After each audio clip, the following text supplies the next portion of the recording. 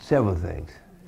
Number one, I really think that corporate America and the educators need to sit down and have a serious discussion, because what is happening now is that they're going to school and coming out and have to go into a training program in order to go into the job market. That should not be. The educators and corporate America need to sit down and say, this is what a person needs in order to be able to come into the industry and work. And that this dialogue should take place, and it should take place, immediately. The other thing that I really feel that educators need to sort of begin to fight for is smaller schools and smaller class sizes. If you have a small school, the leader of the school, the principal, of course, and the dean, they know all the students and they're able to relate to them by name. But when you have schools like, my daughter went to school that had over 6,000 students in it. And of course, when young people walk down the hall, you'd have the guidance counselor and the assistant principal and the principals referring to them, a tall one.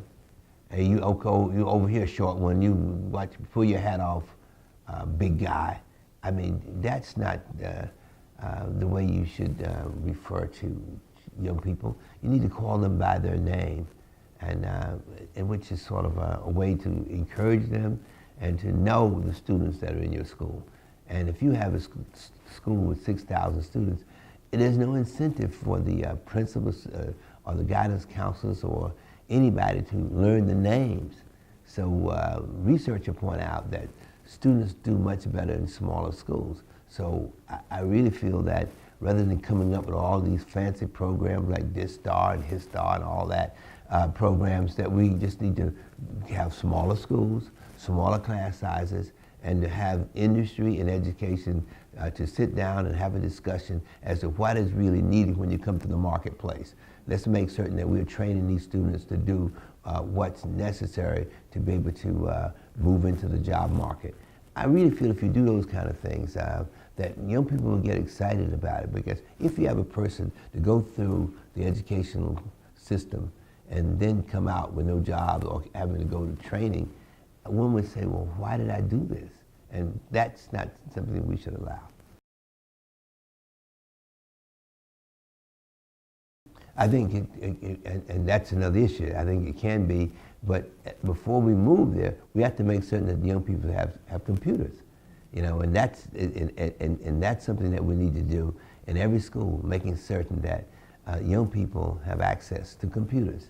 And in order to make that work, you have to do that. So we have a long way to go, but if we can connect, they have computers, and right now you have a lot of schools where the young people do not have computers. They don't have them at home, they do not have them in the schools, and therefore they don't have access to computers. And I was talking to a young person just recently who didn't have a computer at home, and of course, at school, they only had a certain amount of computers that he would rarely have a chance to use it. And so I said to him, well, what about the library? And he said, the library just closed in my neighborhood. I mean, so we have to make certain that there's access. And schools, I think we need to make certain that they provide computers for our young people today.